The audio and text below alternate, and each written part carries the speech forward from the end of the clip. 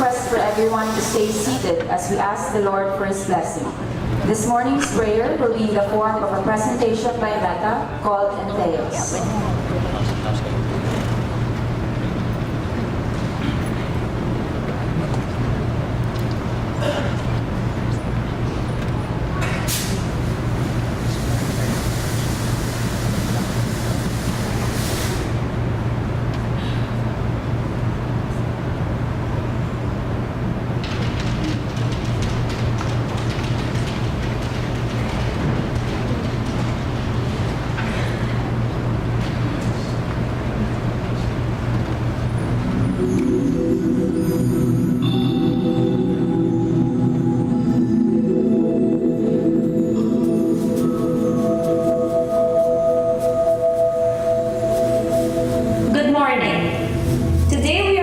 Explain what entheos is. Entheos means in God. It is also the root word of enthusiasm. The concept of entheos comes from the idea that God is light. We often think of God as outside ourselves, so we are going to call God Source. In the beginning, there was light.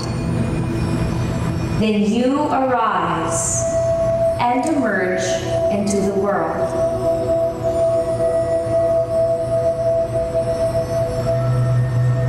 The personality, the daughter or son, the sister, brother, and you start to believe that you are your name, your role, your position in the family. As you emerge and identify with your body and thoughts, you have desires. For example, you have to become a college graduate, or you have to be promoted. And you have fears. For example, be careful. Do not marry that kind of man. Or don't trust strangers. So your personality starts to reach out for desires and avoid fears.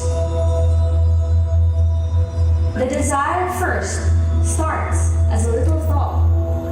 Then it gets bigger, even thicker and thicker. Then the thought has more weight, becomes denser and denser, until your whole world swings in desires and fears. This outward-looking personality becomes your reality. At some point in our life, and we are all hardwired for this, consciousness will arise. Consciousness is your ability to become aware, to step back from your world and to see your source.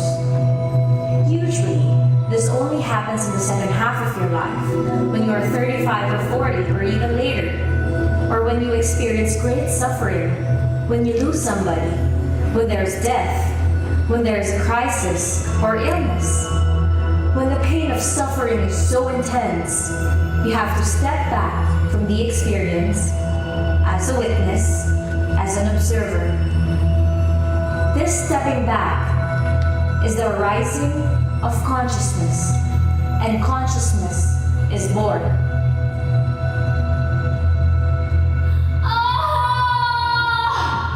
I am experiencing pain.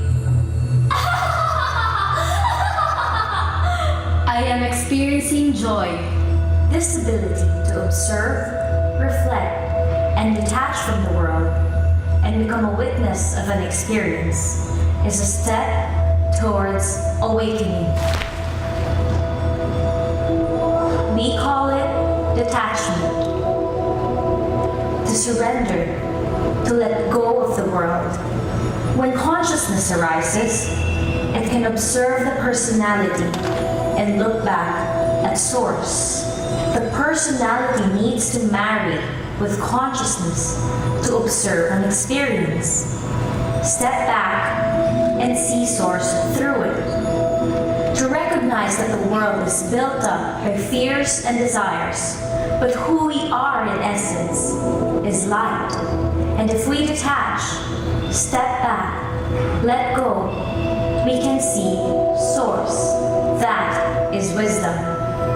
In the end, the personality in the body will die, and consciousness, without a host, will retreat back and merge with source. And Theos means in God. We, the person, are in light. Only light. There's nothing else. From the Gospel of John. Whoever believes in me does not believe in me only, but in the one who sent me. The one who looks at me is seeing the one who sent me. I have come into the world as a light, so that no one who believes in me should stay in darkness. Awakening. Why don't we all awaken at the same time? Well, like the sun shining outside, the sun is always shining. Source is always lighting. But if we put a shade down and cover the window, the sun will never be able to come in. Sun will keep shining, but with a shade down, the source cannot come in. Free will and awakening are like allowing the sun in. By opening the shade, you can let the sun in. Many beings have come on the earth and been beacons of light, shining their compassion and wisdom, pointing us in the same direction, towards Source, our God. Light, like this candle, is more visible in the dark than in light. Therefore, light or source is felt and seen more in the darkness of suffering, but light is always there.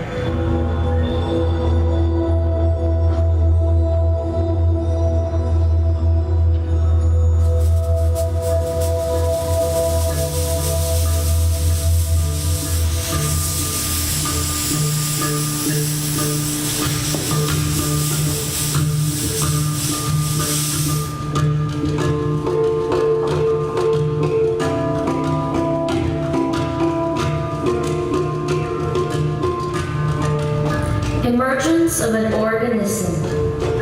In the beginning, we are all light, and some of us carry this light brighter than others. We emerge in this world.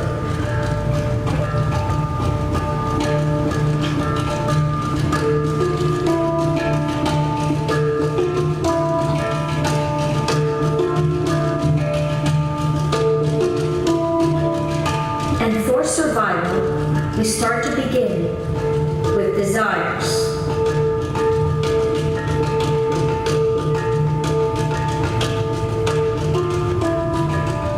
Wanting to be safe. Wanting to gather food.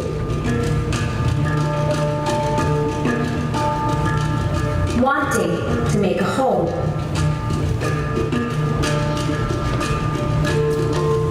And fears to avoid that danger, avoid that violence.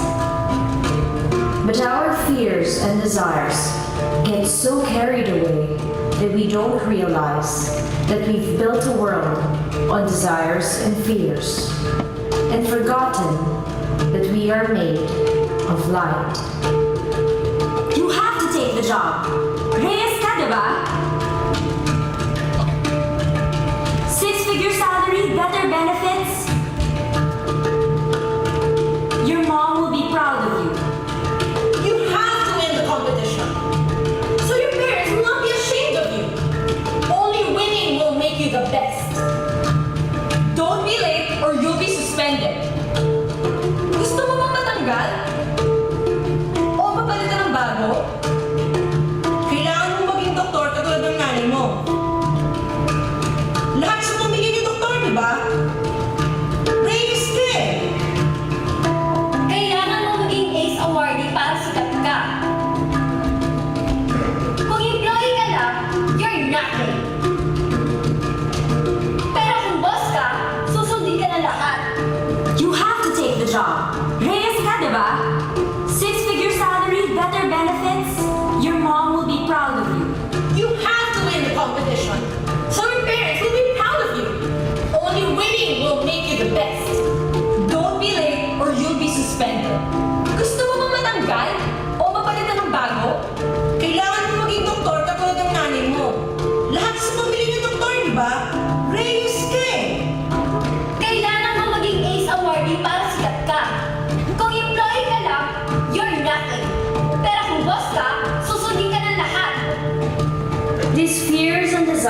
becomes so real that we don't realize there's another choice.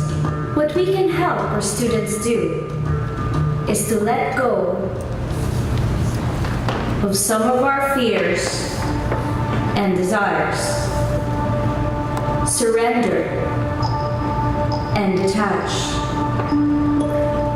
so we might remember that we are source. What does it mean to live without fear and desire? It's a totally different vocabulary.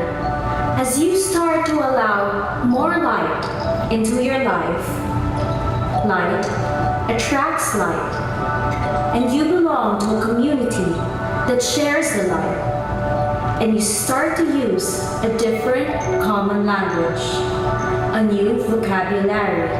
The job is open for you. You can do anything you want.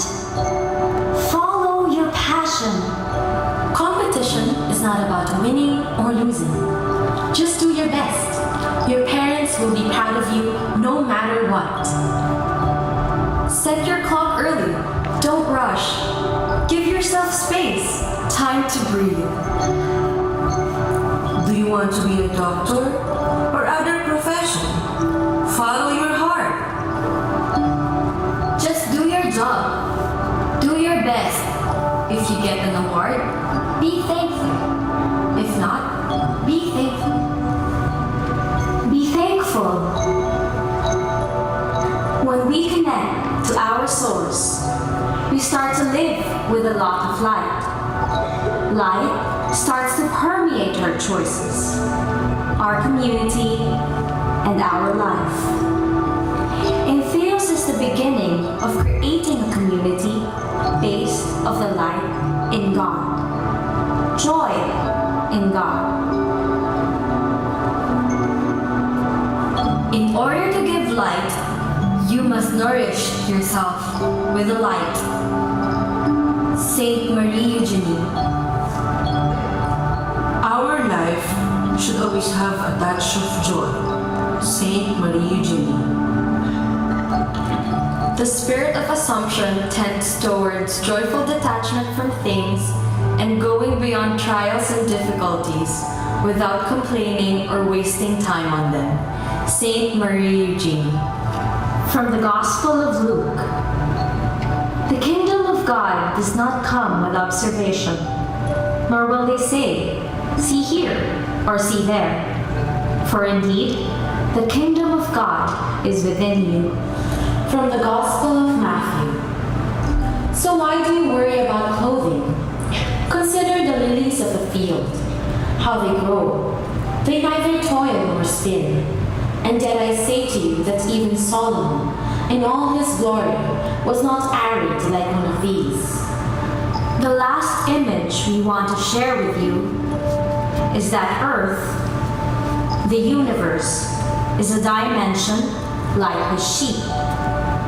If we think of lifting and transitioning out of this dimension as we do in death, we lift the sheet and discover that under this universe is just infinite light. The material universe, the perceived universe underneath is the source of infinite, everlasting light. So death and birth is not death and birth, but merely a dimension that gets lifted where source, that is timeless and spaceless, is revealed. There is only light.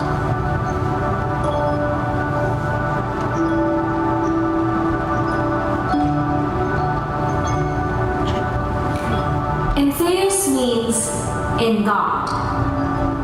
It comes from the idea that God is light.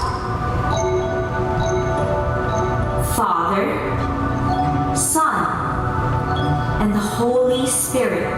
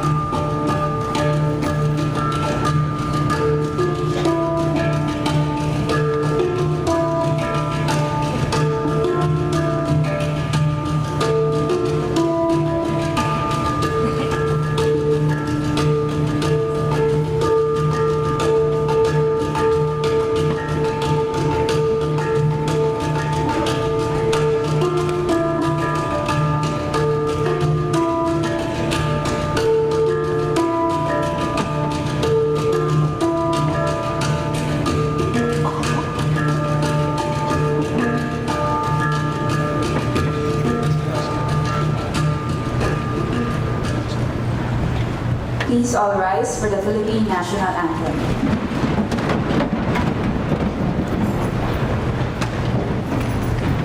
Bayang magiliw, balas ng silanganan, alab ng puso, sa dibdib mo'y buhay. Lupang hiniran, dulot ka ng magiging, sa manlulupi, di ka pasisigil, sa dagat at bundok, sa simoy at sa langit mong bughaw. May dilagang tula at awit sa paglayang minamahal, ang kislap ng watawat mo'y tagumpay na nagdiningning. Ang bituin at araw niya kailan pa may di magdidilim. Lupa ng araw ng walhating pagsinta, buhay langit sa piling mo. Aming ligaya na pag may mga api, ang mamatay ng dahil sa'yo.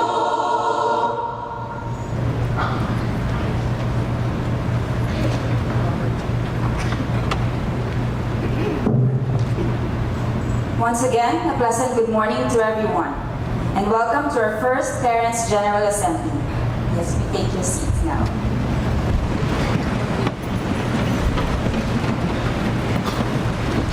We, the parents, teachers, administrative team, and staff, have gathered today as one community with the shared goal of working together in the best interests of our daughters, the students in the Assumption Basic Education Division. This morning, we welcome a brand new school year led by two extraordinary women. Our first speaker has a strong background in spirituality, education, and in the facilitation of leadership training programs. She is called upon for innovative and out-of-the-box challenge solving. Her professional experience ranges from being a Vice President of Human Resources at Steelcase Metro, and HR Director at The Gap in San Francisco, Director at Ayala Corporation in Manila, Marketing Director at the Cultural Center of the Philippines, to former Dean of Assumption College Marie Eugenie School of Innovative Learning, Creative Director of Meta, and Professor of Theology at Ateneo de Manila University. She has a master's degree in Educational Management from De La Salle University, Manila, a master's degree in theology from the University of San Francisco, and a doctorate in philosophy from GTU UC Berkeley, California. She was the first of two to receive the International Marie Eugenie Award at Sala Nervi in the Vatican, Rome. Over the years, she has grown to be a life coach of adults and teenagers and does executive coaching for corporate professionals. We are fortunate indeed that her prolific professional journey has led her into the heart of our Assumption community. Please join me in welcoming the President of Assumption College, Dr. Carmen Lourdes Valdez.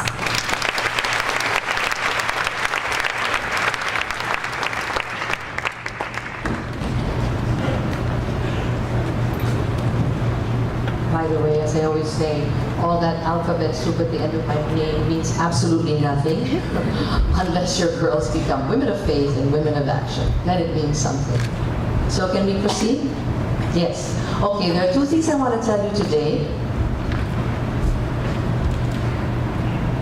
Assumption is taking off. The school has done a wonderful job all these years. You know, we've been here since 1898. So we're doing a pretty good job.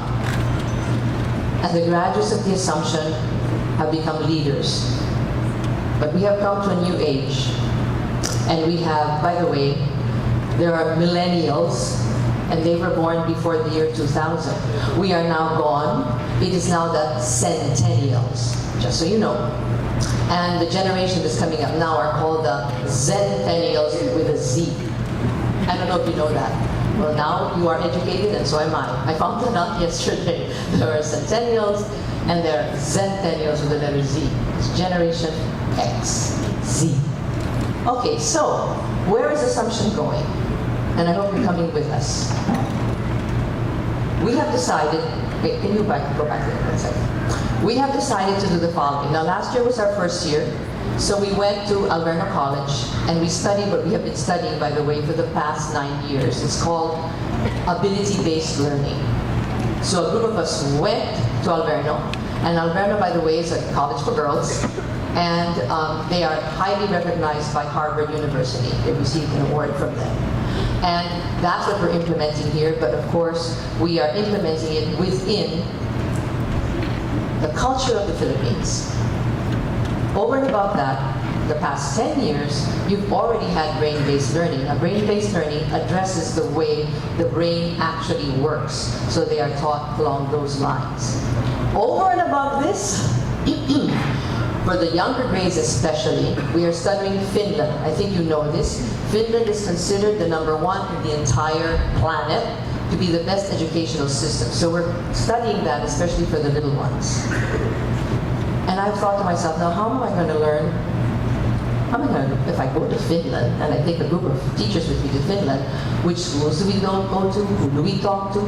I just know in my gut. I follow my gut a lot. I think those of you who know me know that very well. And I think that gut is what God wants to happen in the world. And I said, how am I gonna, I don't know anybody in Finland, and there's no embassy here, and there's no consulate of Finland in the Philippines, by the way. So as I'm thinking this, about 2 weeks ago, the phone rings here in my office. So if you don't believe that God talks in your soul and in your gut, believe this. The phone rings, I pick it up, and it's a teacher that I hired when I was principal of the high school here. Her name is Cynthia Rivera. And she says, oh, by the way, Assumption, together with only 2 other schools, only 3 schools, San Agustin, 1 public school, and Assumption. Are you interested in having 2 teachers from Finland do a demonstration class in Assumption?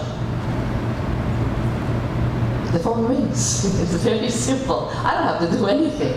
So guess what? November 3rd, they're coming here and they're going to do a demonstration class. So I'm going to ask the parents, because I know it's a holiday, November 3rd, so we need some volunteers, 2nd and 3rd graders, because some 2 teachers from Finland are coming to demonstrate how they do things. Now, over and above that, they're going to tell us where to go, what schools to see in Finland, and I'm taking a group of teachers with me to Finland so we can see what they're doing. Kind of cool. Okay, so where are we going? All right, for the little ones, we're doing the Finland version. It has a name which I cannot pronounce, so I'm not even going to try, okay? And then we're going with abilities-based. Now, what is abilities-based? We have a name for it. By the way, this is going to be copyrighted by Assumption. Within 3 or 4 years, we're coming out with a whole book with manuals in between. We started it last year, and we're in it this year. It's called ABLE. ABLE means Ability and Brain-Based Learning. What does that mean? Once upon a time, information, if you wanted information, there was only one place to go, your teacher or the library or a book. That was the only place to find it, correct? This is no longer true, as you know. All you need is pick up your cell phone, and all the information is there. So teachers now are not about information. They are about helping students develop abilities. Why are these abilities so critical? Because we cannot prepare them for whatever information they need when they grow up. You know this very well. You've heard this a million times already. Your zentennials and centennials and millennials, we don't know what they're going to be doing. But we know this much, and that's where we're going. We're going to the following. Your daughters, when they graduate from here, they'll be creative and innovative. They'll have effective communication. They'll know how to collaborate. They will have empathy. They will be leaders wherever they go. They will have self-awareness, discernment, and critical thinking. That's where we're going. It's not about knowledge. It's about abilities. It's not about knowledge. It's about wisdom. That's what we want to give your daughters, wisdom. Because if they have wisdom, they can go anywhere on this planet and they can make an impact as leaders. And it doesn't mean that they're going to be president of the country. Of course, you know, it's possible. If you graduate from Assumption, you could be president. But that's not where we're going. We're saying wherever they are, what does it mean to be a leader? So this is what I'm trying to tell you. When they walk in, this is what it means. They will set the tone. They will set the tone. The minute they walk in, they don't even have to open their mouth. And you know this. When certain people walk in, and maybe yourself, when you walk in, let's say it's a wedding and you sit down at the table, because you're there, suddenly the conversation changes because you set the tone. That's what it means to be a leader. All right, so now within these abilities, we have values. The values are the ones that give it its strength, and it will guide them. Let me give you an example. Well, let me just tell you what the values are. And this is a work in progress, okay? It's like commitment, simplicity, integrity, oneness, nature, yes and awareness, or action. What does this actually mean? We call it Shawnee AC. Shawnee means assumption, by the way. So if you say S-I-O-N, blah, blah, blah, Shawnee AC. Next slide. How does this work? Like this. So what is able? Sorry. All right, I have to fix this form. Okay, what is able? This is what it means. You have the values in the middle, and we have to fix the floor, and the abilities. What does this basically mean? Let's say, for example, I want to be, let's say, I want to have effective communication. Yes, but if my value is not integrity, I can use my effective communication to fool you. I can be a real estate agent, and I can have excellent communication, and I can fool you into thinking that this building is worth, I don't know, 38 million pesos, when actually it's only worth 25. Because I can do it so well. But if I have integrity, I'll never do that to you. And if you're an assumption girl, you're not going to fake it, and you're not going to give fake news, and you're not going to be dishonest. It's very simple. So how does this work? For example, next slide. For example, you have simplicity, effective communication, and English. So outside, you notice how complicated, it's not complicated, it's intricate, okay? Because over and above the values, over and above the abilities, then you have the subjects, right? Okay? And then you have the subjects per grade. It's like a cube. There are 4 elements. And you might say, wow, this is a lot of work. Yes, absolutely. That's why we haven't started it. We started it little by little last year, a little more this year, but by August next year, then you're going to see this. You're going to see it in action. And I'm going to show you how it's done. But let's just give you an example. Let's say, for example, it's an English class.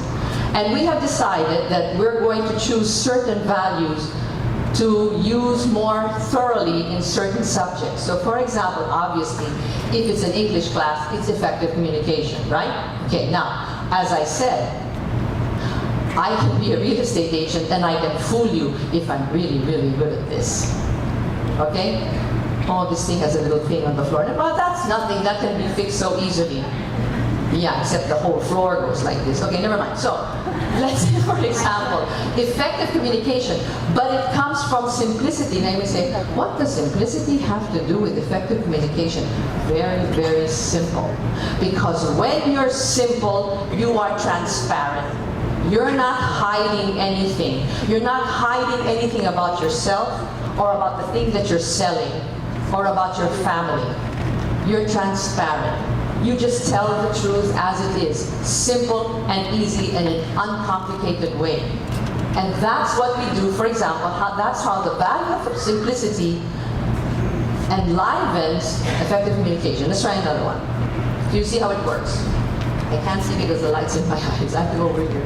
Okay, this is yes and critical thinking and social sciences. So, what is yes and? Those of you from theater or who know comedy know what yes and means. Yes means whatever anybody says, you don't put them down. Oh, that's awful, that's terrible, that's bad. That's not what we're going to teach your daughters. We're going to say, you know, you have a point there. And I'd like to add my own. What are we teaching them? Because the trouble with critical thinking, this is the problem. Every school wants the students to have critical thinking. But if you teach people critical thinking, you know where it goes immediately? Judgment. You know where judgment goes? Self-righteousness. Only my opinion is good. Your opinion is okay, mine's better. Right? When you are a critical thinker, the danger is judgment. The danger is my opinion is the best. That's not what we're teaching your daughters.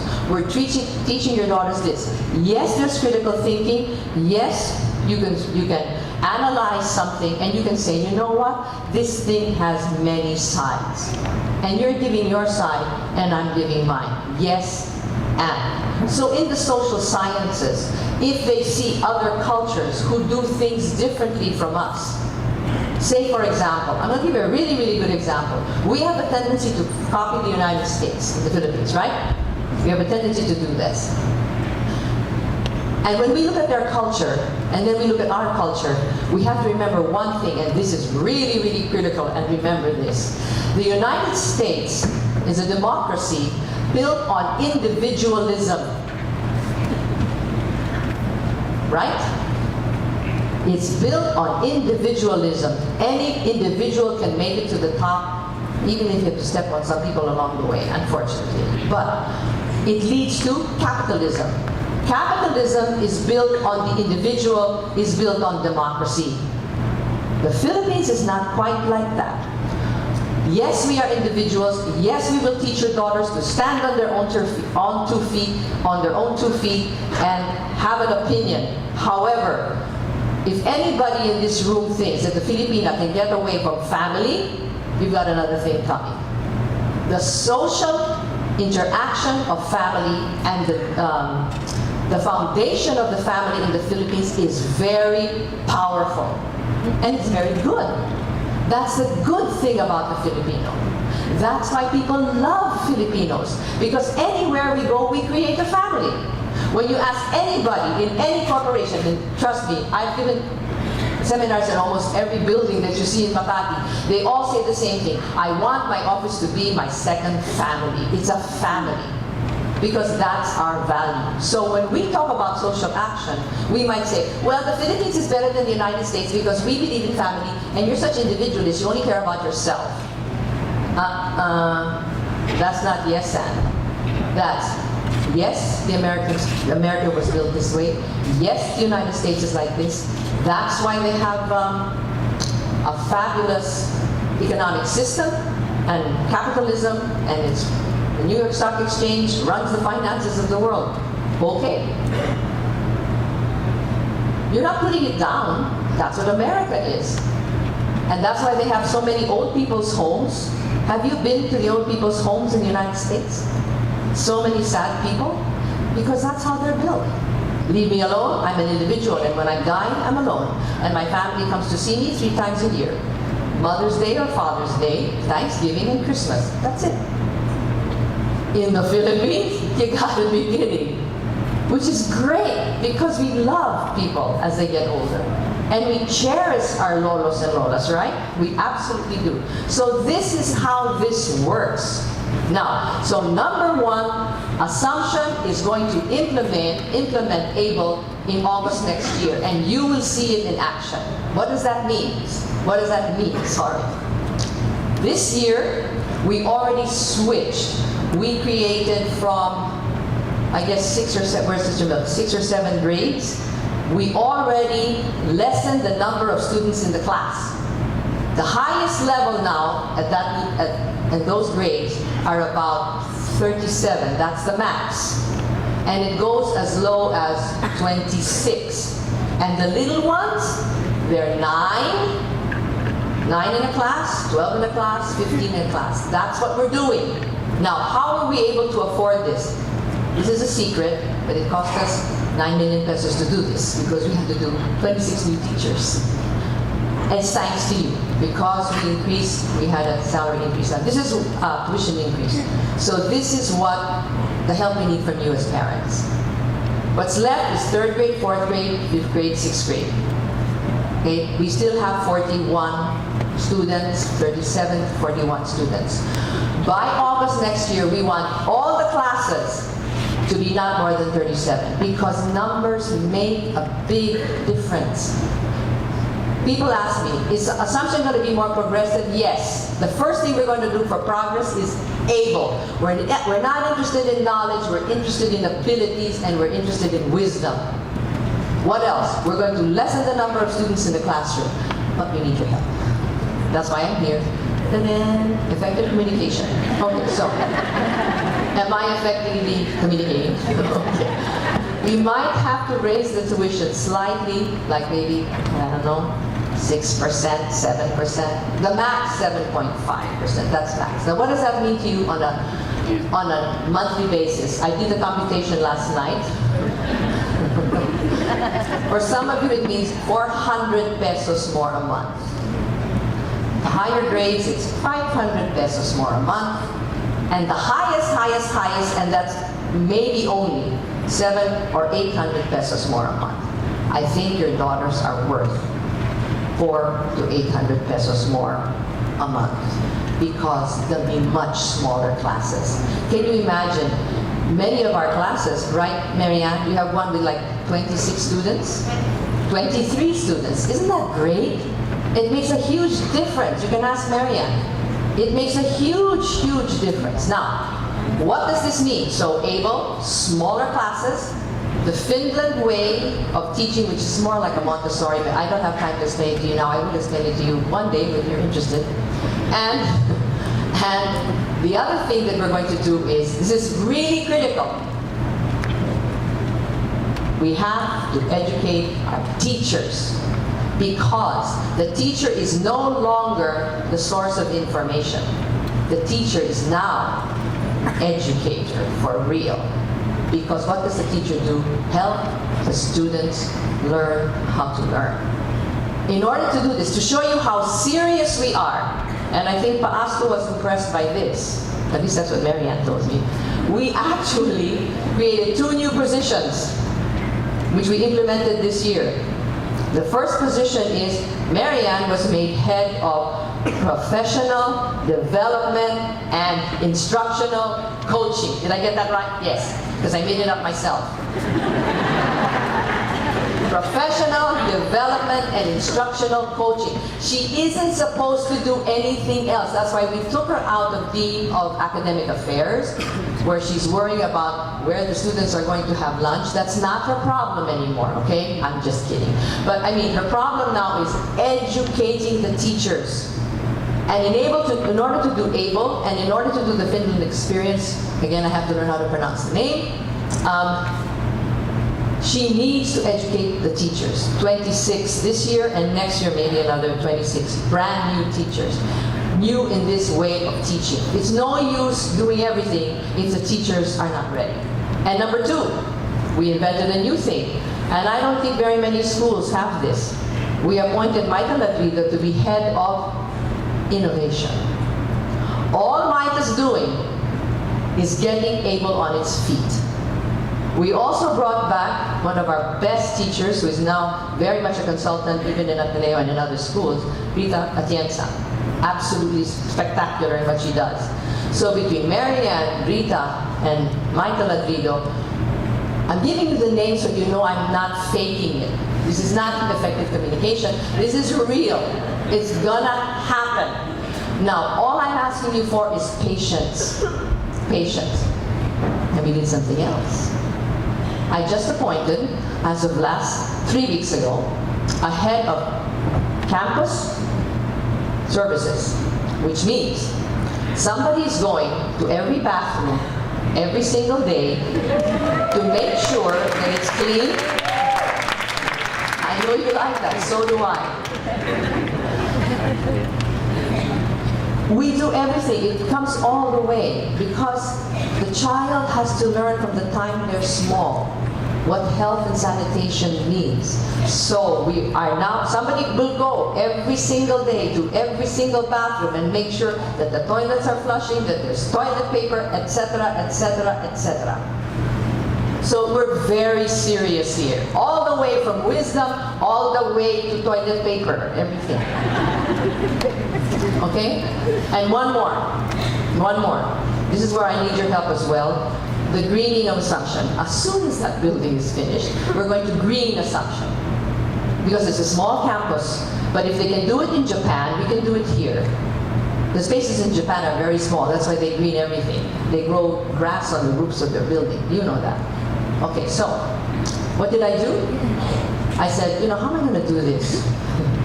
When you have a gut feel for something, I said, where am I going to get this? A tree surgeon? Because we went for tree surgeons, and they're not tree surgeons. All they know how to do is cut branches, that's all. And then to paint it. That's not what I want. I want a surgeon. Guess who calls me on the phone? One of my old students. Senator Lauren Legarda. She calls me and she says, Dr. Peak, what should I call you? Sister Jude, or just call me Vicky? Okay. I prepared her for her first communion.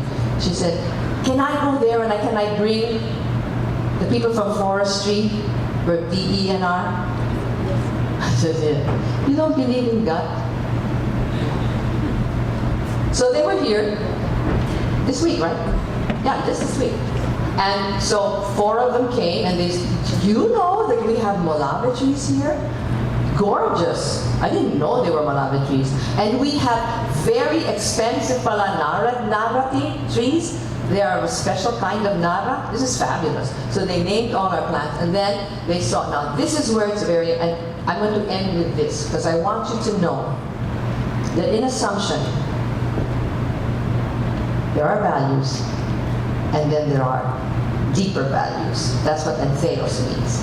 A deeper value. It's not just, I'm not just doing this for God, I'm doing this in God. That's a deeper value. Let me give you another one. Nature, letter N. You see the letter N there for values? What does nature mean? Let's take care of the environment, right? Because there is global warming, and oh boy, did you see all the typhoons and hurricanes coming up? That's global warming, even if they say it's fake. Some people say it's fake. It is not. This is global warming, and they keep saying, some people say global warming is fake. Well, good luck to you. I hope you, if you're in the middle of a hurricane, I hope you can say that. That they've never had a hurricane of this level. Okay, so go ahead. All right, so what happens is, if you say, well, and we were taught this when we were in high school. The earth was given to man by God. Oh, how fabulous. God gave us this earth and it's ours. And we should take care of the earth for us and for our children. Is that good? Excellent. Is that the best? It's not deep enough. For Assumption, it goes much deeper. You know what the deeper meaning is? That's why we have the word oneness up there as a value, because the universe and us are one. We're not separate, we're one. And these people from the Department of Forestry taught me what it was. We have a tree, a mango tree next to the college, and it's dying. And I said, why is this thing dying? And he pulled off the bark. All of these little woods came up, this big, white, this thick. I'm talking this. I said, yuck. I said, what is this? Mom, the tree is dying. Save the tree! I told her, you have to save this tree. Of course, the Department of Forestry has tree surgeons, of course. How do we save the tree? So he explained to me, you take this off, you put cement, you put the, you have to attach it all around, make the tree solid, etc. He explained it to me. I said, why did it die and the others are not dying, Mom? Have you seen? See what? There are 20 nails in this tree. Nails? Mom.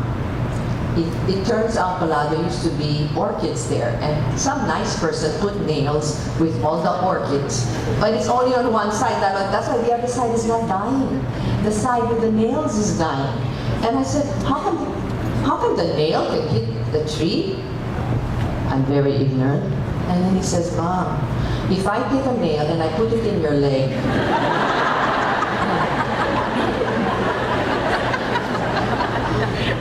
I got it. Mom, you have to take the nail out, right? I said, of course. Mom, if you leave it there, you would poison your leg. Mom, the 20 nails are poisoning your tree.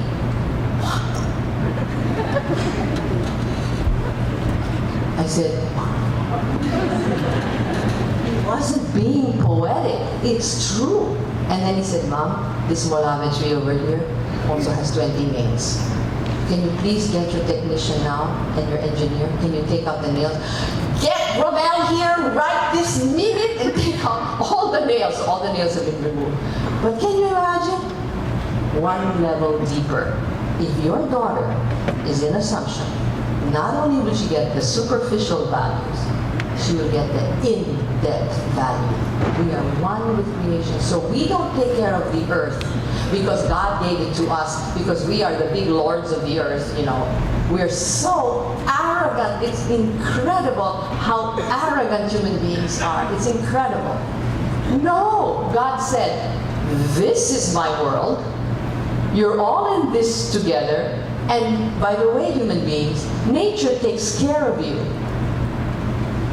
And you take care of nature because you are one. You are one. There's only one life in the world.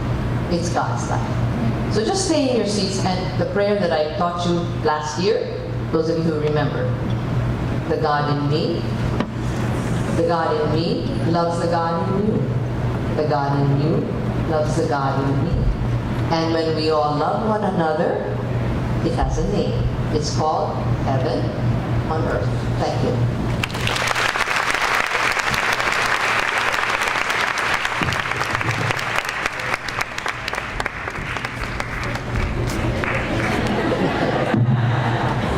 Thank you, Dr. Binky. We will surely go with you in developing our daughters to become able and wise women leaders of the future. Okay, our next speaker is a woman whose passion for God is integrated with her passion for teaching. She made her first profession of vows in April 2006 and started teaching Christian living education at the Basic Education Division in 2009. She has a Bachelor of Secondary Education, major in Mathematics from Xavier University, where she graduated cum laude, as well as a Master of Arts in Pastoral Ministry from Ateneo de Manila University. She also taught theology at the Higher Education Division and was head of the Faith and Spirituality Formation Center. To welcome us all to another school year and to introduce the members of the BED faculty and staff, let us all welcome the principal of the Assumption College Basic Education Division, Sister Mary Ignatius Vidal.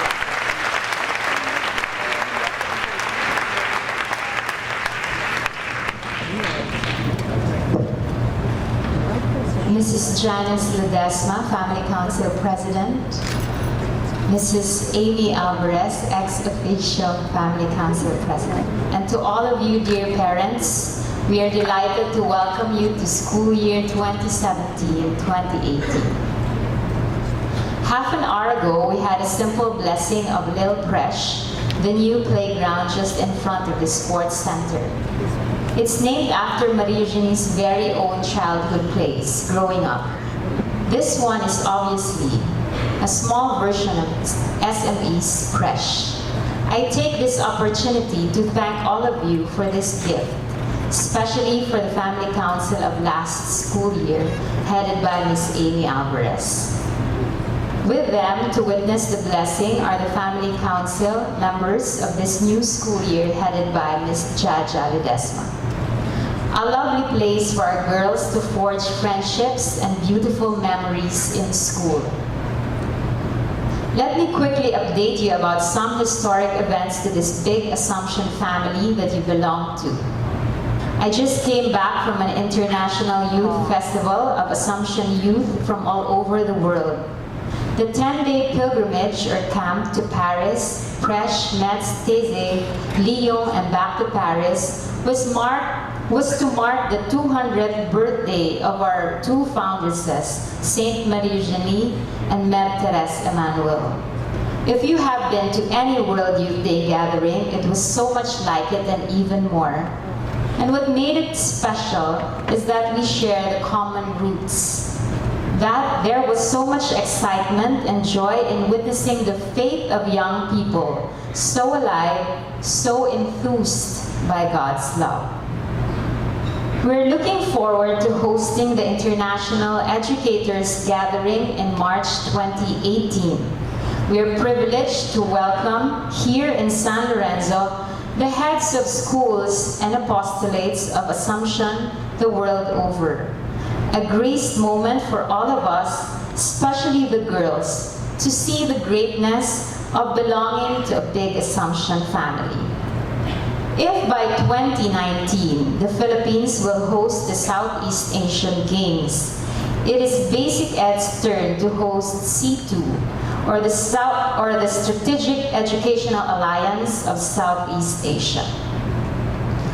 This school year, if I were to point out two keywords to highlight the pursuits that we want to take, the first is innovation, and the second is global. First, continued innovation. With the ability-based learning, the project-based learning, and the brain-based learning, we will work towards a more intentional formation of Christian women leaders in the 21st century. This summer in service had been packed with trainings and formation to equip us for the year. Ongoing formation sessions have been laid out for the rest of the academic year.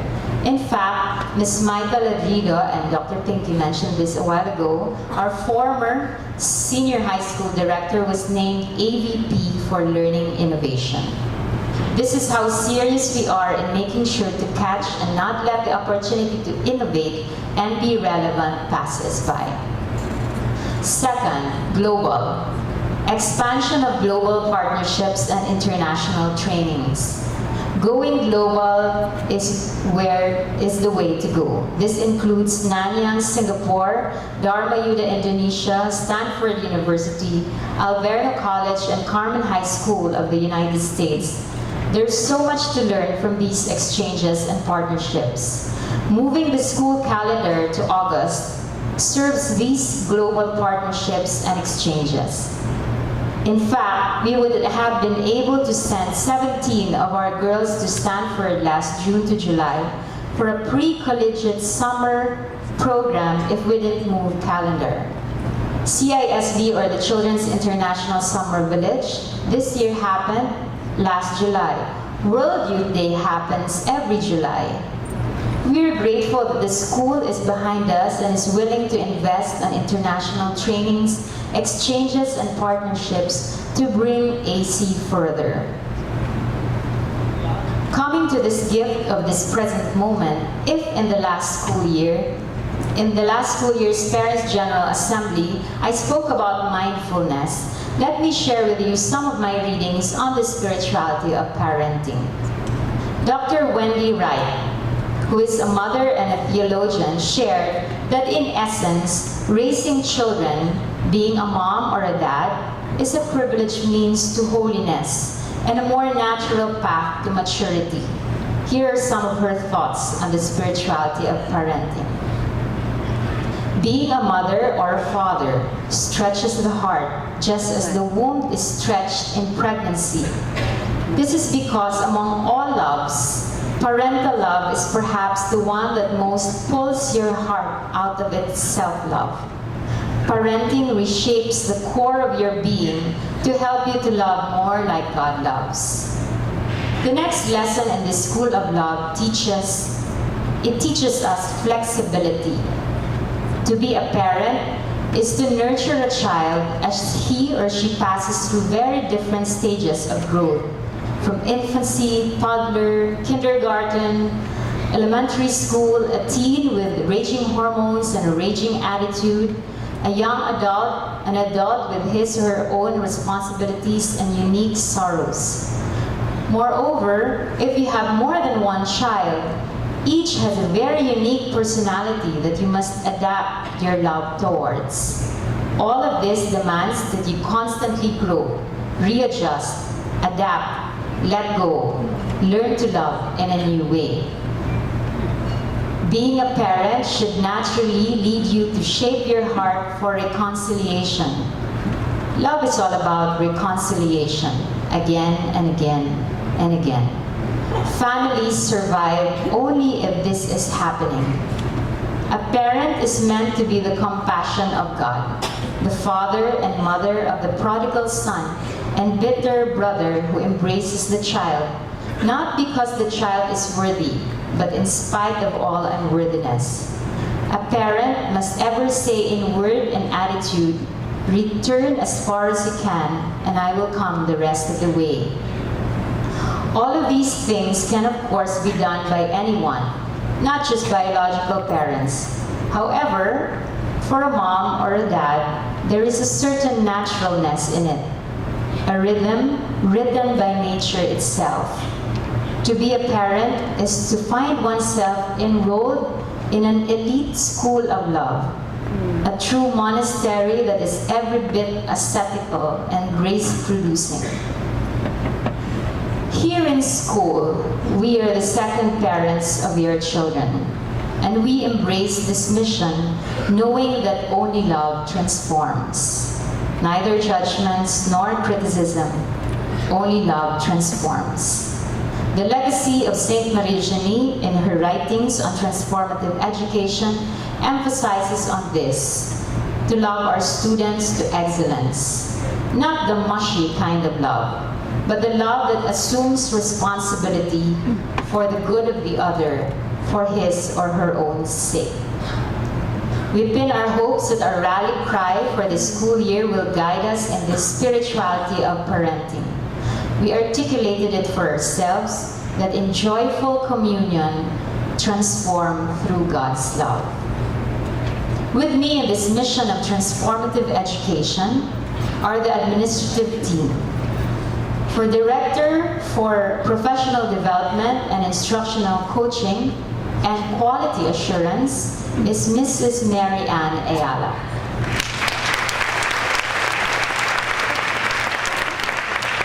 Director for Academic Affairs, Mrs. Angela Cara Latlut. Director for Student Affairs, Mrs. Ana Lorian Dato. Director for Human Resource and Administration, Mrs. Maria Legaya Nera.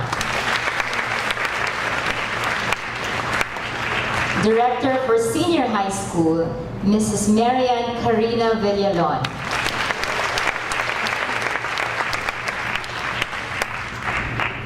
The academic team. Assistant to the Academics and Instructional Coaching, Ms. Kate Villaruz. The Senior High School Chairpersons. For Humanities and Social Sciences, or HUMS, Mr. Anthir Banyales. For Accounting, Business and Management, or ABM, Ms. Stephanie Alenda. For Science and Technology, Engineering and Math, or STEM, Mrs. Mergil Acuesta. And for the core subjects, Mr. Shandy Unicruz. The K-10 team leaders. For CLE, or Christian Living Education, Mrs. Isabel Haynes. And the CLE team.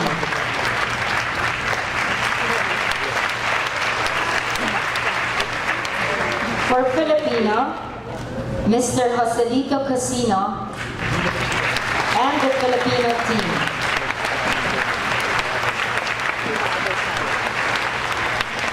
For Reading and Literature, Mrs. Michelle Santos and the Reading and Literature team.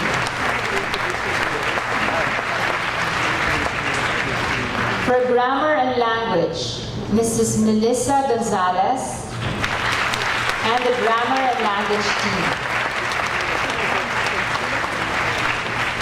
For Mathematics, Miss Michelle Flores and the Mathematics team.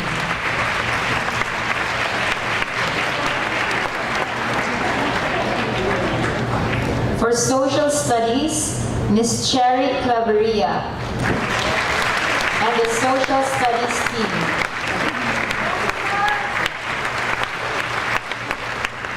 For science, Mrs. Michelle Alsola and the science team.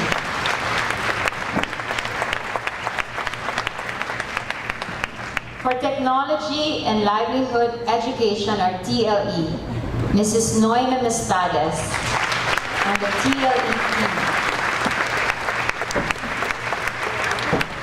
For physical education, Ms. Rona K. Sanchez, Mrs. Rona K. Sanchez, and the PM Health team.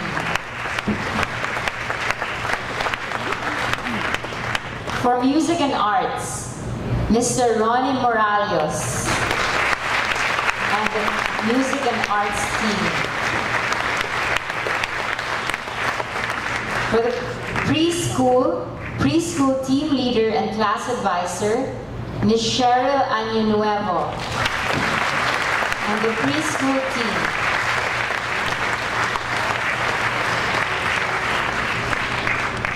The grade level leads.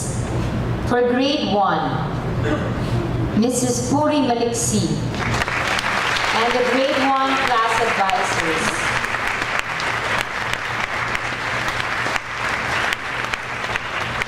Grade 2, Mrs. Carissa Coquin and the grade 2 class advisors.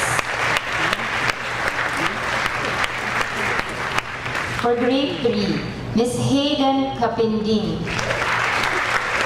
and the grade 3 class advisors.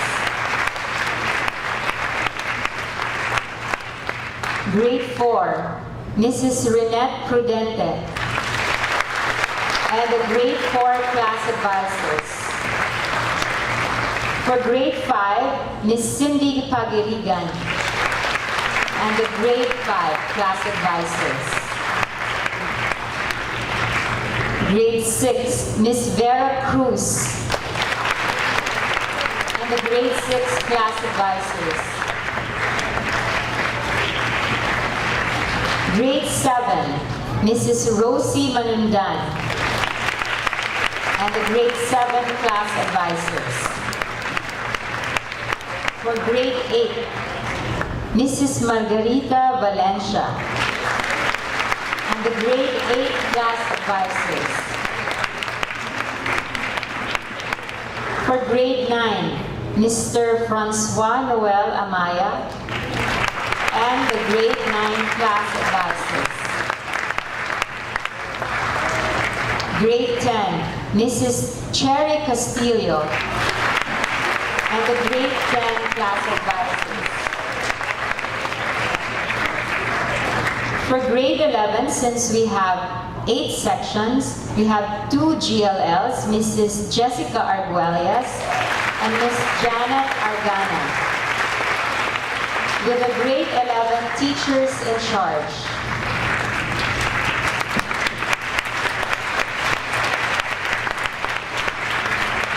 For grade 12, we also have 8 sections, so we have 2 GLLs, Mrs. Ellie Betancor and Mr. Robert Rivera, with the grade 12 teachers in charge.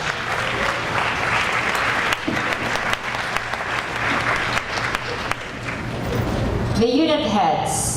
For admissions, Mrs. Melanie Paulino and the admissions team.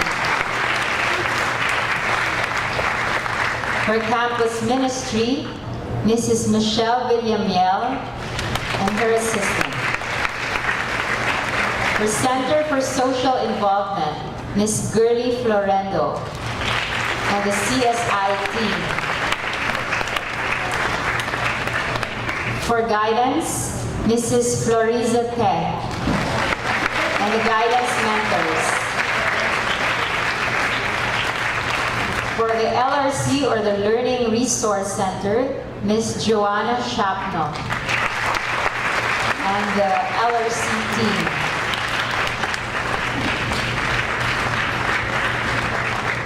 For grading and records, Mrs. Catalina Paralejas and her team.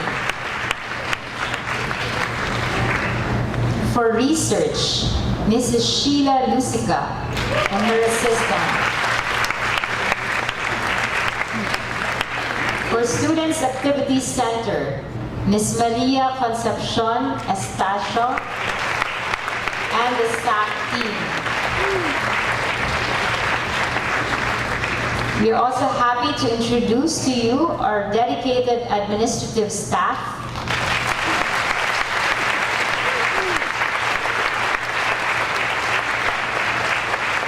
Our able and loyal security guards, headed by Mr. Mario Baracas. Our hard-working TDEVs. And our sisters in Cana community and Emos community. Sisters are here. Please stand, sisters. Some of them are here. Thank you. You see some of them every morning to welcome your children and send them off during dismissal. So we thank the sisters for every time they see children. There's always a God bless you there. In the silence, they bless the children and they pray for them. So in our continued communion and partnership, may we together become agents of transformation through God's love. Thank you.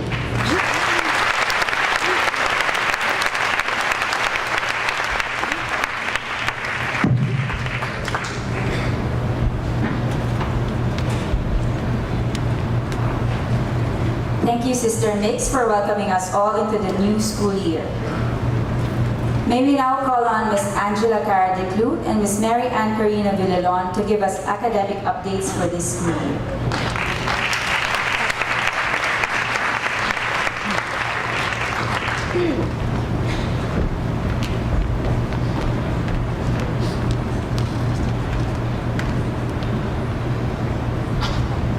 Sister Mary Ignatius Vedua, Principal of the Basic Education Division, and members of the administrative team, Mrs. Janice Ledesma, President of the Family Council, and her fellow officers, teachers, staff, and dear parents, good morning. We are so excited to be here to tell you about what we have planned for your daughters this school year. As your partners in their education, we are looking forward to a fruitful and enjoyable collaboration with you. Standing on the shoulders of giants. This describes a situation in which a group is able to see further and achieve more because of the work done by their predecessors. We in the Basic Education Division find ourselves in this extremely privileged position thanks to the strong foundation that was laid down by previous administrative teams. Their adoption of Understanding by Design, a seminal curriculum framework used around the world, has helped us make stronger connections between school and the real world. Their championing of brain-based learning is felt in every classroom, where students are active and fully engaged in their lessons. These efforts resulted in a clean 5-year accreditation by PAASCU and an invitation to apply for Level 3 accreditation, the highest for basic education institutions. We have all of this to build on as we continue to strive to bring St. Marie Genie's vision of transformative education into the 21st century. We place a premium on critical thinking and active learning in our classes. We also want students to find exciting and relevant answers when they wonder, why do we need to learn this? What are we going to use it for? Thus, we are constantly refining the way we design our lessons and assessments in order to make them more authentic, providing activities like meeting market vendors and firefighters in preschool, making simple picture books about the story of Assumption in grade 1 social studies, writing modern fairy tales in grade 9 grammar, and using percentage to compute for the likeliest teams to enter the UAAP Final Four in grade 6 math. We also design interdisciplinary lessons and project-based learning units, where the lines between subjects are blurred and real-life problems serve as the context for learning and creating. Another of our aims is to make our classes safe spaces, where students know that mistakes are not only accepted, but that their errors can be stepping stones to success. We want to support them as they work through challenges so that they come to understand that while some tasks might not be easy at first, with practice and tenacity, they can figure out that challenging math problem. They can understand the meaning of that difficult line of poetry, or they can serve the ball over the net. This is why you see growth mindset posters all over the school, and why this year's math classes in all levels began with an introduction to Joe Bowler's math mindset. We want to help our students learn perseverance and grit because we know that these attitudes can spell success in college and in life. More immediately, these traits, together with the solid academic skills they have gained in each subject and the deep assumption values they have imbibed, will help our students thrive when they reach senior high school. Mrs. Rina Villalon, Director of Senior High School, will now tell you about our grades 11 and 12.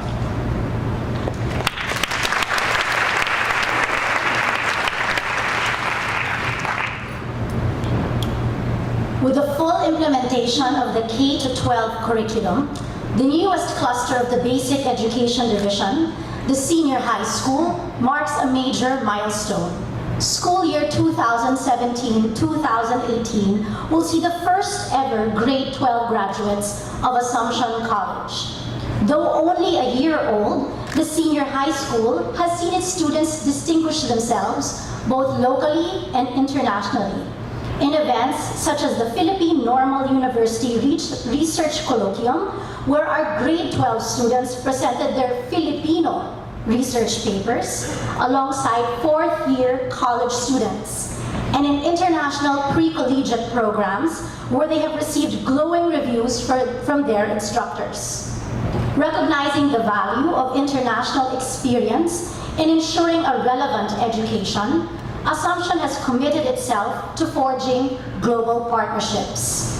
With AC's school calendar now in sync with schools, colleges, and universities abroad, our students and teachers are afforded more opportunities to participate in international conferences, workshops, exchange programs, and training sessions, and to strengthen connections with our partner schools abroad, such as Assumption Mino and Nanyang Girls School in Singapore. Engagement in events and partnerships such as these have not only allowed the school to integrate the latest and best practices in the field, but also to affirm that the education we are providing their daughters is globally competitive. For both the current programs and new initiatives to continue to make a real impact, they must be supported by innovations in teacher training. To this end, the school has created a new office whose sole focus is faculty development and formation. The Office of Professional Development and Instructional Coaching, as you already know, headed by Mrs. Mary Ann Tantoco Iyala. One major function of the OPDIC is to provide teachers with opportunities to enhance their skills and knowledge by sending them to relevant seminars and workshops, and organizing in-house and online subject-specific training with experts, such as former National Historical Institute Chair Maris Diokno, literacy coach Chona Lagut of the American School of Paris, and Dr. Joel Breakstone of the Stanford University History Education Group. Its other focus is the intensive mentoring of teachers, particularly novices, through instructional coaching, an approach which has been proven through research to make teachers better, faster. To give you a clearer idea of the exciting developments in Assumption College Basic Education Division, we have prepared a brief video detailing how we continuously work to provide a holistic education for your daughters.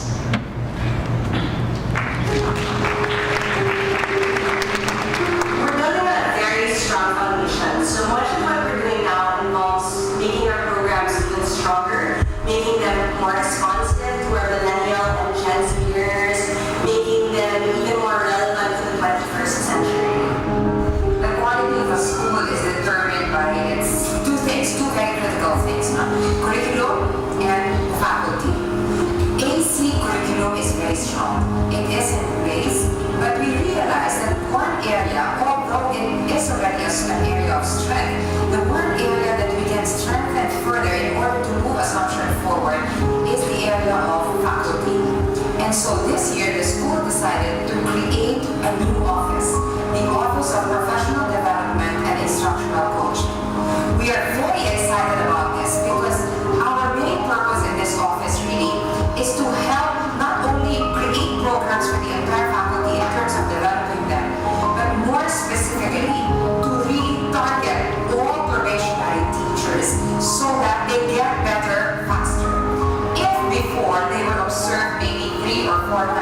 here. This new office now will help the team leaders so that supervision is very, very specific and they will be observed maybe 7, 8, 9, even 10 times a year. And observations this time are granular. We take a look at the teacher's class and whatever needs to be improved in this area, we follow that up. When that has been improved, then we proceed to the next area until the teacher becomes not only a novice or proficient, but hopefully in a year or two becomes a master.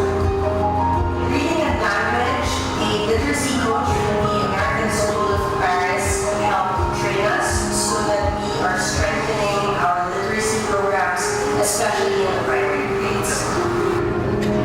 Our continuing partnership with Nanyang Girls' School in Singapore has enabled us to exchange ideas with our Singaporean colleagues, and we've also started to adapt Joe Bowler's math mindset to help our students fall in love with math and not fear it. In technology and livelihood education and computer, we started to give our students more voice and choice. Their creative juices get a chance to feel more, and they started to adapt project-based learning to help students. This year, the Center for Social Involvement, the Campus Ministry, and the CM Department have joined forces to become the All in Jesus team so that our students can have deeper and more meaningful faith encounters. In science, we're doing more memory and more hands-on learning, and we have a new set of high school laboratories. Sa Pilipino, ang selebrasyon ng mga nagtagay, ibigay ng pagkakataon sa mga mag-aaral, mas paalagaan natin yung maganda ng Pilipino. Our music recitals give students a chance to perform in front of a live audience, and in art we focus on the process, not just products, so that everyone gets a chance to be an artist. In PE, we continue to expose the students to new sports like handball and dance sport, and in health we provide experiential learning with new equipment like our CPR lab.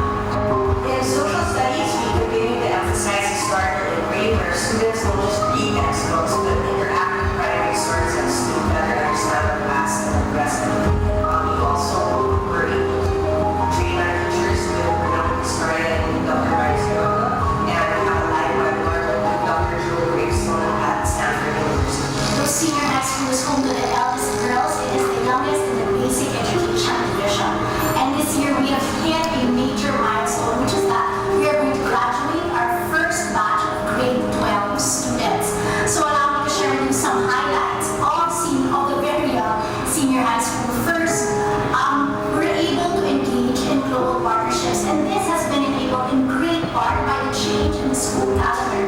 The change in the school calendar has allowed us to attend summer programs in prestigious universities such as Stanford, Yale, and Oxford. Another highlight is what we wanted to be able to do was not only equip them academically, but equip them with the life skills and the character that will allow them to thrive in the outside world. Universities also such as Harvard and Stanford have created courses that equip their students with life skills, and we try to do the same here in Assumption with a new core class called ACS, or Assumption College Experience, which aims to have students reflect and respond upon their lives and to equip them with life skills so that they can thrive in the world outside of Assumption. The course is designed in such a way that uses literature, both modern and classic, and current issues to stimulate this type of reflection. We look forward to graduating our first batch of grade 12 students, whom we hope will be strategic problem solvers, reflective decision makers, and agents of Christian social transformation.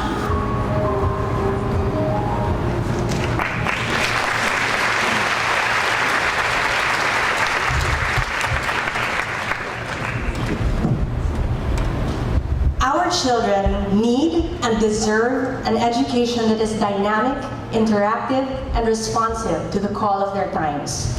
We, the teachers and staff of the Basic Education Division, continue to better our craft in order to provide them with these types of learning experiences so that they can become, in the spirit of Saint Marie Genie, women of faith and women of action in the 21st century. taking from Kara's cue, it has always been the pride and joy of our teachers. They have always been the pride and joy of our teachers, our graduates, who are the women of faith, women of action of the 21st century. And we would like to share our pride and joy with you. Very often it is only we teachers who get to see how well our graduates do. So today, for the first time in the Parents' General Assembly, we would like to welcome former students to talk to you about how their Assumption education has benefited them. Please allow me to introduce our recent graduates. Mickey Iala, who is now in Ateneo taking communication. Maia Antonio, who is in the University of the Philippines taking up psychology. And Lexi Iala, who has graduated from the Ateneo de Manila University, Management Engineering, and is currently working for Globe's newest subsidiary, Mint.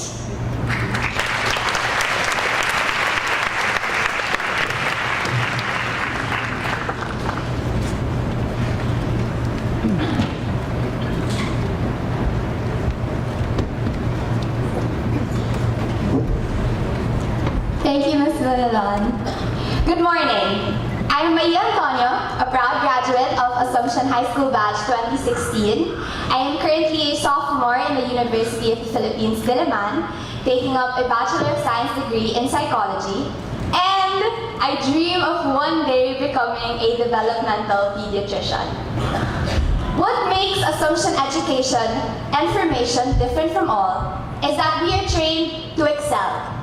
But not to excel as the end-all, be-all. We excel for what?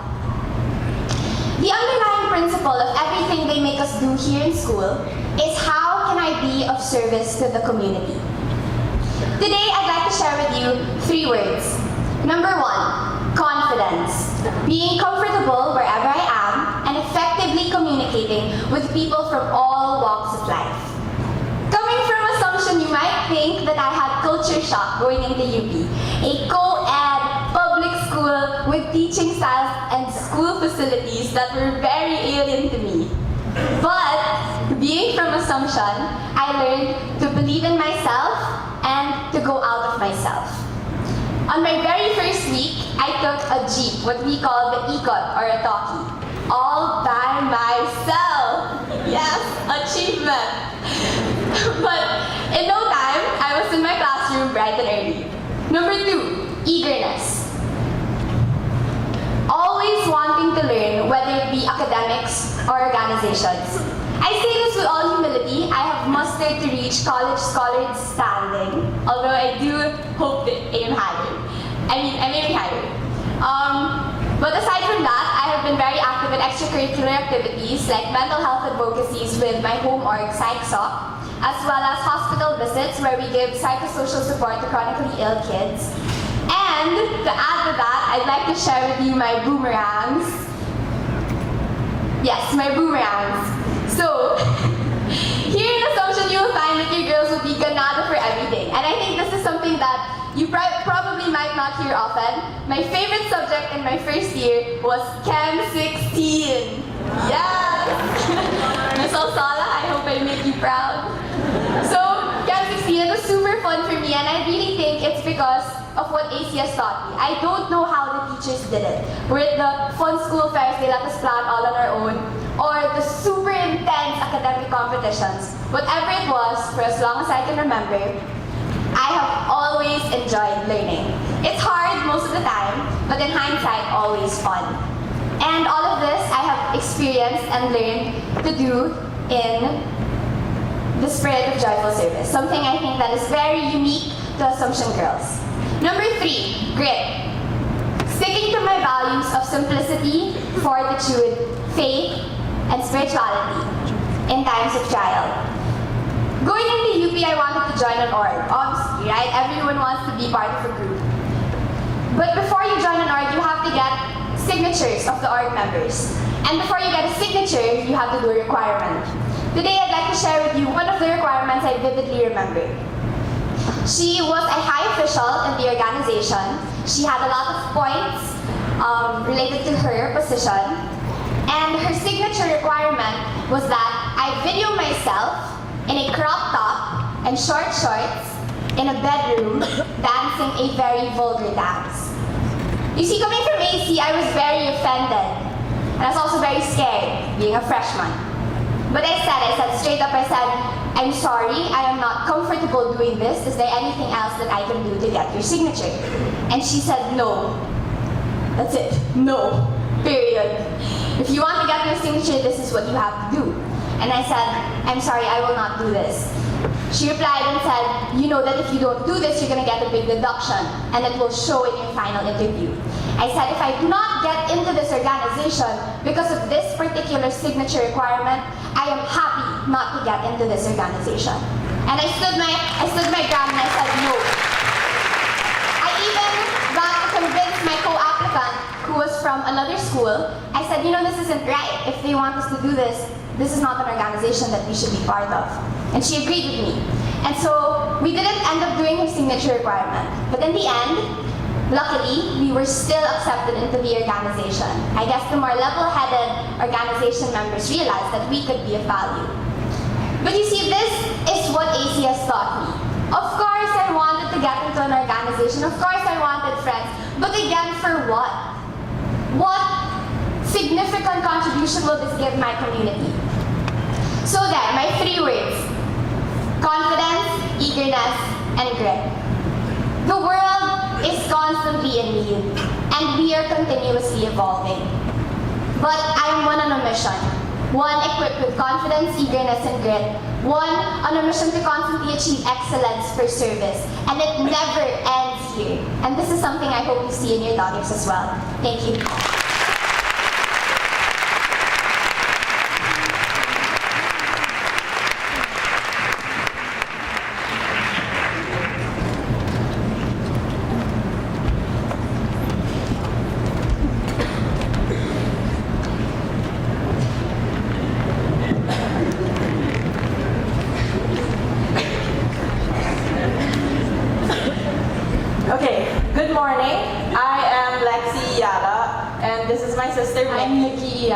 Yes, and as Ms. Villalon just said, I graduated from Ateneo de Manila just this May, and I got a job 3 weeks ago, so I'm new to the workforce.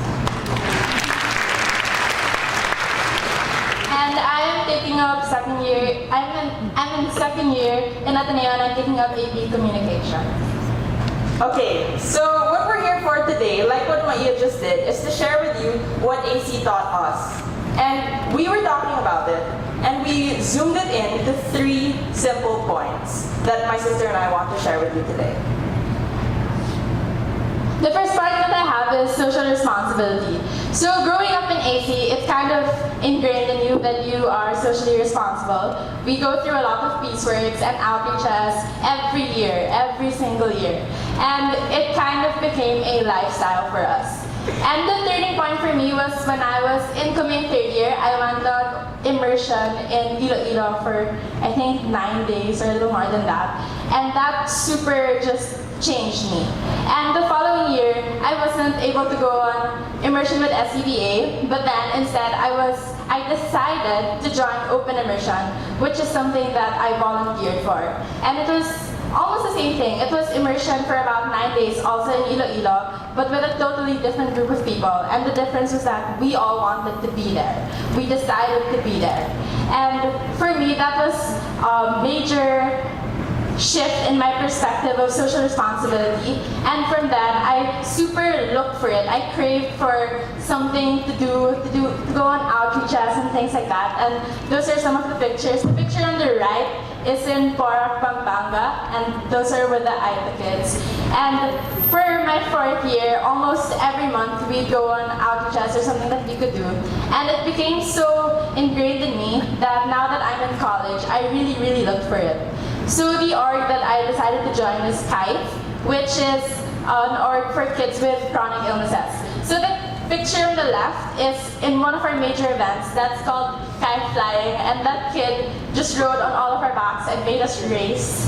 So we just kept doing that, and for me, Kite is really a place where I get to live out being socially responsible in a way. That this year I decided to be super active, and I'm now a deputy for Kite. I'm a Kaibigan, which are in charge of the visits, and I'm core team in one of our major projects. So it's really like being socially responsible that makes you want to go out of your shell and do things for others because it's not always for yourself, but there's a greater meaning to everything.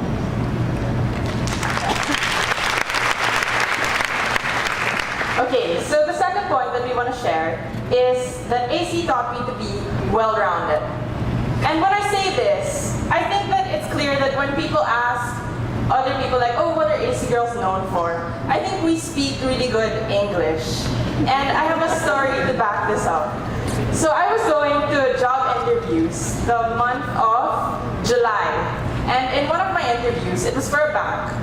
I sat down, I was all dressed up and stuff, and they told me, okay, can you please explain what this position is? So I did. I said, it's about trading, blah, blah, blah. I explained it to them. And then she told me, okay, I see that you understand the position very well, but to be completely honest with you, I think that you would be more fit for a marketing position. And I said, okay, that's fine. And she said, yes, because this job requires sitting down at the computer 9 hours a day, not really interacting with anyone else, and really just being engaged in numbers. So I said, if you want me to adapt to that, then I guess I can, but if you feel that I'm more fit for a marketing position, then that's fine too. And she said, yes, I think you should move on to another position. But this was a very good interview. The one thing that I can say about you, or the one good comment I have to say about you is that, and get this is the weirdest compliment I've ever gotten in my life, but I guess it's pretty flattering. She told me, you have very good diction. And I said, diction? And I was a little confused, but I guess that was flattering because it reinforced how AC girls really speak well and we're able to communicate ourselves well, especially in English. But I think that what is more subtle, or what people don't emphasize when they talk about what AC girls are good at, is being well-rounded. Because when I was in high school, I was on the top left there, I was part of student council. Top right, I was on the basketball team. And that continued to when I was in college. Bottom left, I became an officer for my org, the same one that my sister is a part of now, and I was on the rowing team. Now, second interview question that I want to share with you, with another interview, they asked me, if you were to go back in time to your grade school, your high school, what would you do over? And I told them, I would be an athlete. I would put sports and integrate that in my academics, in my leadership positions, in all of my extracurriculars, without a doubt. And she said, why? And I said, I think that it gave me the discipline to really push myself in not just one field, but to excel in everything else. I think that I have AC to thank for that, because if it wasn't for AC, I wouldn't have gotten the opportunity to be a part of so many different things and to have such a well-rounded experience. I was able to become a student leader, I was able to be an athlete, and I was able to focus on my studies. I would go from 3-4 hours of rowing training in college straight to a QR or a queuing theory test in my operations research class, and I would be fine because AC was such a good training ground for me to develop all of these skills to excel in more than just one field. And I think that your daughters get this, not just in the big ways. They don't have to be part of the student council, but they're able to be group leaders. They're able to be part of, different clubs like ACDT or PEP, or I'm not sure what clubs still exist here, but all of these different clubs, and really grow in all these areas that make them so well-rounded. Okay, so to segue to our last point, I think it's to pick up on the two pictures on the left there. My sister and I can both say with great conviction that AC taught us to be great leaders. When I was in grade school, I was the least likely to become a leader. I was receiving PAs every single time you possibly could because I failed every science unit test and every science quiz that I had so bad that after class, every time I failed a quiz, which was every time we had a quiz, my teacher would stay with me after class and she would tutor me with everything that I didn't get right, which is usually half the test. So that was me in grade school. And then I entered high school and I was like, okay, it's time to step up my game because my siblings are stepping up their game, so I should step up my game. So I stepped up my game. But in first year, my goal was to get exempted from anything. And at the end of the year, I didn't get exempted from anything. So I was like, okay, try again next year. So second year, I got exempted, I think, from 2 classes at the end of the year. And then third year, I think I got exempted from 3. And by the time fourth year came, I was exempted from 4 or 5. So throughout the years, I just tried and tried and tried. So that's the academic aspect. And the leadership aspect is also, I was very quiet and did not take initiative at all in grade school.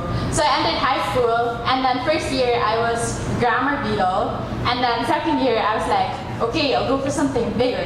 So I became secretary of the class. And then at the end of the year, people started coming up to me, and they were like, don't you want to run for student council? Like, I see you being club liaison and things like that. And I was like, nah, that's so not me. Like, I'll stick to classroom level. And then I got elected for club head. And when you get elected for club head, you go step up and anyone among that pool can be elected for club liaison. So I had no intentions of running. And then 15 minutes before elections, the club liaison at that time came to me and was like, Mickey, let's take a walk. So we started walking, and then she was like, I think you should go for it. And I was like, I think I should not. And she just kept pushing me and pushing me and pushing me. So I was like, okay, fine, I'll do it. So I ran, and I got the position for third year. And that really changed who I was. And when fourth year came, I lost the elections for that same position. But I was able to get another position, which was club head of making the band, which I believe for myself was a better path to go on because I got to serve in a way that was more apt to the skills that I had at that time. So for me, leadership is really like, you can be not naman no one, but then you can come from 1 and level up to like a 3 or 4 or 5, which I try to do. And now that I'm in college, I see so many of these AC girls just stepping up, like when you have to recite in class. It's so many AC girls all the time, even in Filipino when we're not so good. The teacher just makes us speak in English, but it's fine because we really, really try. So that is what matters. And now, at the left, we have anything to add? Not really. I think you understand the point. What my sister is trying to say is that anyone can become a leader, as evidenced right here.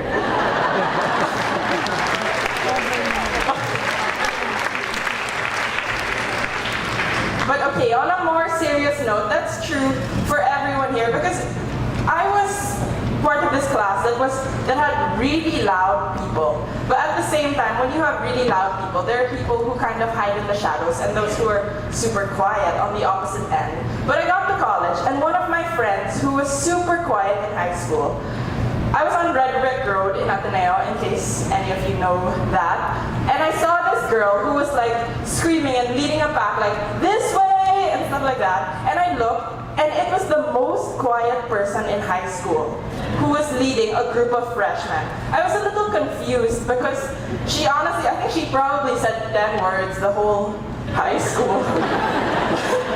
So I was a little confused that she was the leader. But then it hit me when I was reflecting on it that AC girls are really, in one way or another, born to be a leader. When you're placed in an environment full of leaders, you kind of crave to become the same kind. You surround yourself with these kinds of people and you crave to be that kind of person. So really what AC taught my sister and I is that you can be a leader no matter what form of leader, no matter what background you come from. If you're quiet, you're noisy, you fail all your tests, I don't know. You can be a leader. And I think to just sum it all up, it's really that AC brought out the best in both of us. So we're confident that with your daughters here, they'll excel no matter where they choose to go in life. Thank you.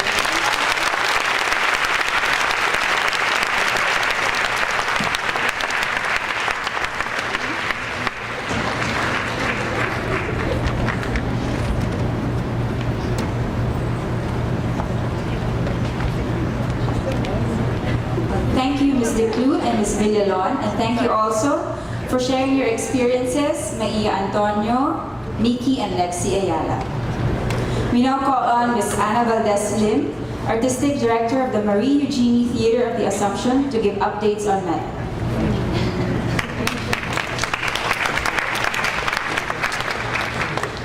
We have a video, so let's watch the video, just a short one.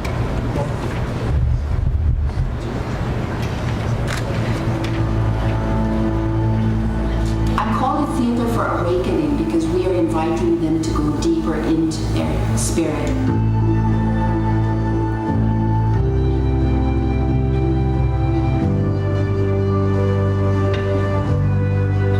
Metta is an ancient Pali word, and it means a place of loving kindness for all. It also stands for Marie Eugenie Theater of the Assumption. We welcome those who want to perform or be involved in the arts, but our focus is on the generosity and loving kindness that your gift brings to others. And the performance should humble us. That's what, to me, Metta represents, because we have this element of spirituality and religion. We have this message that we want to share. We have this talent and skill. All those elements are coming together, and all of our big instruments for the planet in our small ways.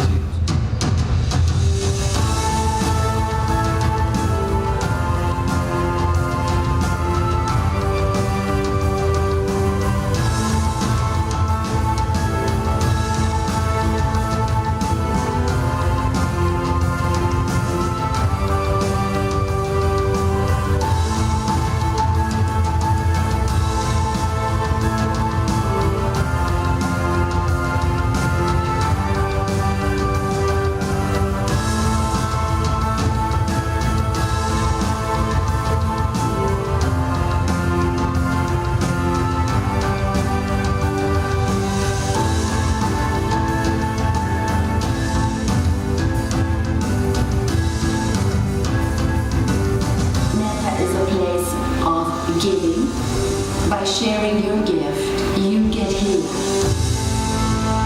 By giving generously to others, you find happiness.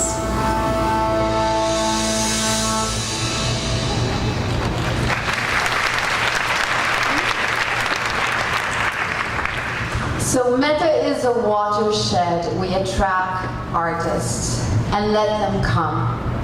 A lot of parents are very worried that if their child starts to like art so much, they're going to have a sustainability and security problem, that the child won't think safety and security and will go into that career.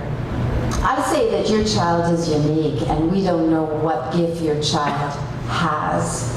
Some of the children that come here, and they are attracted to this place. They don't know they're artists, but they want to come here and they want to spend the day here.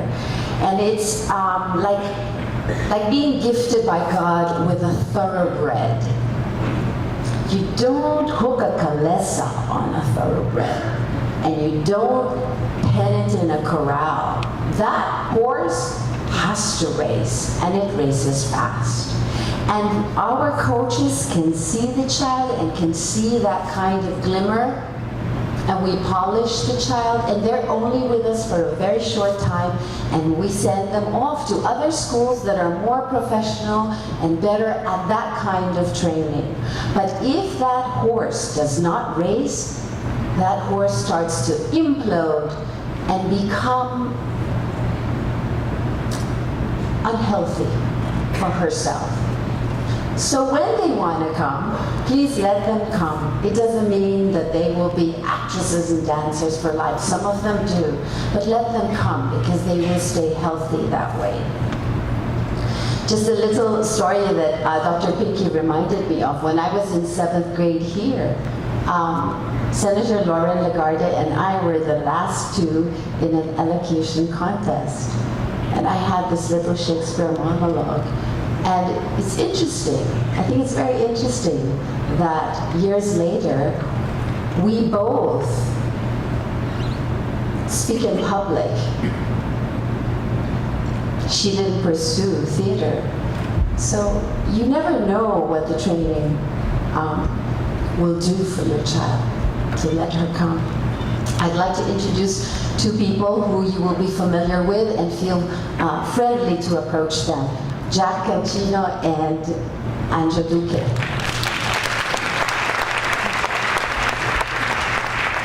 Could you tell us a little bit about why they should come and meet you? Good morning, I'm Jack Cancino. I'm handling operations coordinator. I'm handling the venues of Meta. Starting October, this October after the Balada, we'll start renovating the Mother Rose Auditorium. So shows and events will be moved to the Sunta Court or Black Box Theater. The newly renovated Mother Rose Auditorium will be available on May for graduation. Yes, good morning. So I am Anjo Duque. I'm the stage manager and director of Meta.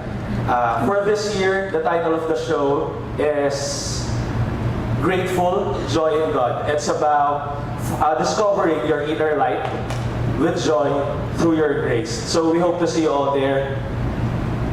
Anjo is in charge of directing all the pieces for BED. Of course, I'm here with him and we work together.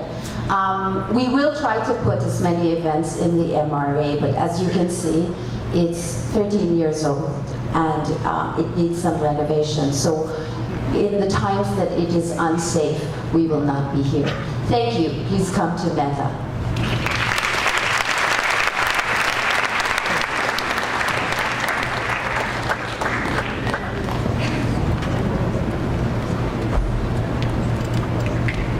Thank you, Ms. Anna, Ms. Jack, and Sir Anjo. The Family Council has always been an instrumental force in supporting the school's numerous initiatives towards the continuous improvement and its drive for excellence in education. An organization as diverse as the Family Council, with members coming from various disciplines, needs a selfless and compassionate leader who can steer the team towards the achievement of its goals. To introduce and induct into office the AC BED Family Council Executive Committee, the Board of Trustees, and the committee heads for school year 2017-2018. Our next speaker has served in the Family Council for many years, taking on different roles and responsibilities as level director, committee head, and vice president. A wife to husband Robert, and mom to her three girls, Francesca Marie Danielle in grade 11, Andriana Michael in grade 7, and soon to be another Assumptionista, Gianna Marie Elvira. The president of the AC BED Family Council, Ms. Janice Ann Ledesma.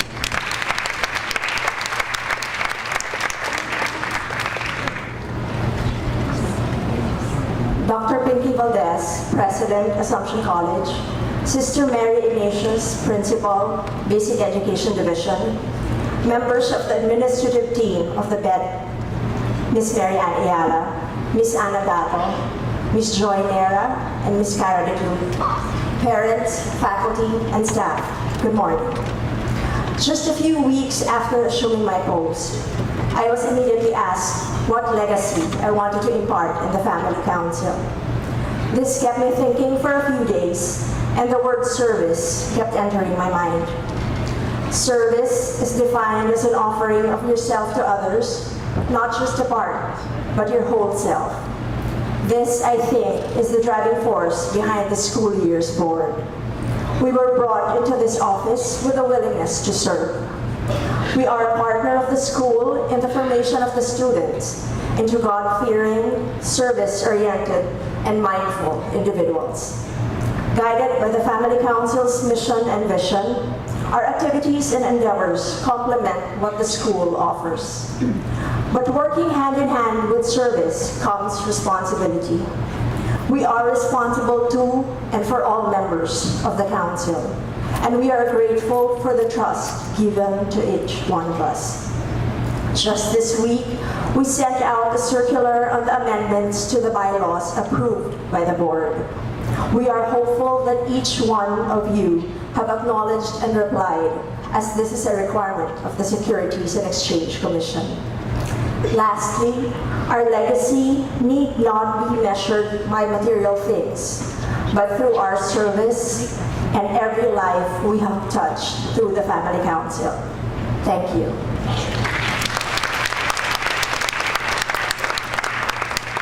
So now let me share with you who the Family Council is and what plans we have in store this school year. The vision statement. The Assumption College San Lorenzo Basic Education Division Family Council is the representative of the parents of the Assumption College San Lorenzo Basic Education Division, students, and the partner of the school in our daughter's formation. It exemplifies the highest ideals of an Assumption education, which nurtures faith and spirituality, pursues academic excellence, and instills social responsibility through meaningful projects and activities that encourage and inspire parent involvement and family participation. We, the ACBED Family Council, in the mission statement, with the Assumption College San Lorenzo community, partner with the school in its mission, inspired by our unconditional love for our daughters and guided by the teachings of Saint Marie Eugenie of Jesus. We share our time, talent, and resources to support the creation of an environment for the holistic formation of our daughters as God-fearing and responsible service leaders. To achieve these goals, we need selfless and committed parents who take pleasure in serving. May I now present to you the Board of Trustees of the Family Council of school year 2017-2018. Members of the Executive Committee are President, yours truly. Maritania Llamas, Vice President for Senior High School Cluster. Myra Feliz Garcia, Vice President for Junior High School Cluster. Adrian Marie Papa, Vice President for Intermediate Cluster. Maria Ana Francesca Russell, Vice President for Primary Cluster. Jeanette Marie Locon, Vice President for Preschool. To act as the Administrative Officer of the Family Council is Board Secretary Beatrice Ann Araneta. To take charge of our financials is Board Treasurer Marie Eleanor Corinne Lopan. In charge of the Family Council newsletter and in disseminating announcements and information to the parents is Board PRO Catherine Rose Philippine. To offer advice and guidance on legal matters of the Family Council is our legal counsel, Maria Stella Batambakal. To act as the Family Council's internal auditor is Maria Risa Crescencio. Together with our principal, she will serve as one of our advisors. Ladies and gentlemen, Amy Lou Alvarez, the immediate past president of the Family Council. The level directors, who also serve as the Board of Trustees, act as the liaison between the school and the level parents in matters affecting the school life of the girls. They will supervise and spearhead the proposed Family Council activities for your level. You will be meeting them later this morning at the level assemblies, where they will further discuss in detail the level projects they have mapped out for you and your girls this year. For pre-kinder, we have Jacqueline Atelano. For kinder, we have Jeanette Marie Locon. The families of the preschool cluster will have an AC Jungle Jam on November 25. For the primary cluster, Bianca Jana Sungat for grade 1. Mary Ellen Chan for grade 2. And Maria Ana Francesca Russell for grade 3. The grade 1 families will have a fellowship activity called Aloha Grade 1 Ohana on September 30. Grade 2 will have a thankfulness into action activity for the girls on December 9. And grade 3 will have a parent-daughter rosary making activity on September 23. For the intermediate cluster, Catherine Rufino, grade 4. Adrian Marie Papa for grade 5. Pamela Diaz for grade 6. The grade 4 family will have a greening assumption activity on January 13, sorry. The grade 5 girls will have a children's etiquette workshop on January 27. And the grade 6 girls will have a dining etiquette workshop on March 17. And for the junior high school cluster, we have Maria Risa Crescencio for grade 7. Maritoni Cardesillas for grade 8. Myra Feliz Garcia for grade 9. And Victoria Alfonso for grade 10. The grades 7 and 9 will have a joint activity, Basic Self-Defense, on March 10. The grade 8 will have a Father-Daughter Sports Fest on April 28. And the grade 10 will have a Father-Daughter Saturday on February 13. And for the senior high school cluster, grade 11, Maria Tania Llamas. And for grade 12, Rhoda Baluyet. The grade 11 girls recently concluded a mindfulness workshop last August 10, and the senior students are up for a very busy year ahead. Next month, they will be hurdling their college university entrance exams. I hope you can all join us in praying for the grade 12 girls. I now move on to the committees.